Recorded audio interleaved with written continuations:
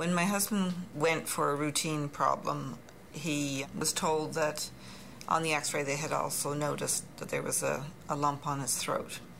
So this lump was already causing his breathing to be deflected. So this was a lump that, according to clinical practice guidelines, should have been investigated. In his particular case, his problem accelerated faster than was expected, and he did not receive timely care.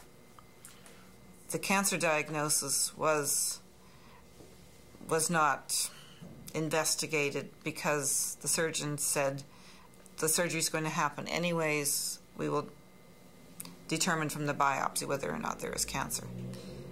What actually did happen was that there was cancer there. So the thyroid cancer took hold, and he died of the thyroid cancer. Generally, with thyroid surgery and thyroid cancers, the surgery is 100% curable for most thyroid cancers. So if the surgery had been done in a more timely fashion, I believe my husband would still be alive. My husband sort of felt that the system was going to take care of him. So he didn't advise me, actually, that he required care until he needed to go into the emergency when it had gotten to that stage. So I think we live under the assumption that when we need the healthcare system, it will be there for us. So I think the frustration was that when he called upon the system, it wasn't there in as timely a fashion as was required for the problem. So I think that causes frustration because you're expecting that you've paid the tax dollars, you've been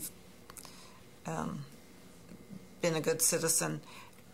He would not have wanted to go anywhere else to get his health care. I think this was an issue that came up as we got to the later stages. People said, well, had you known that this was going to happen, would you have been more proactive? And I think that's a difficult situation to be in, because it's almost, you've passed the best before date, and all of a sudden your options are limited.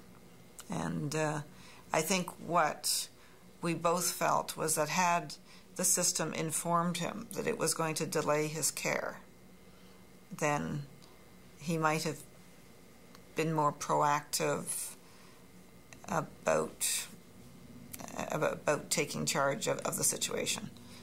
I think what happens is that it may be a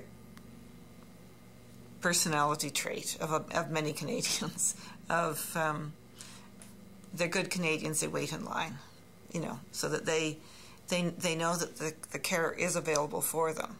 Sometimes they have to wait a little longer. I think in my husband's case, the wait turned out to be too long and led to his death.